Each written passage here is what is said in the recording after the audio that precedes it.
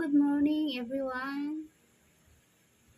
Gagawa po tayo ng ating sikretong malupitan. Ito ang lagi kong ininom everyday. Half ng apple. So yung kalahati, kakainin ko na lang. Tapos, kalahati lemon. Huwag niyong tatanggalin yung balat na kasi yun yung sustansya. Mapait siya pero carry naman kasi may lemon siya.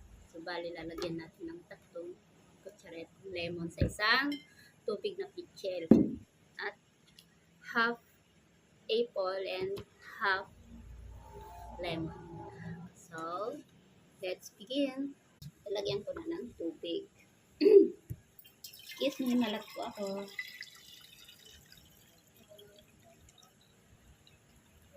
Diyan muna. Kasi hindi natin tatansya baka mamaya mag-overflow.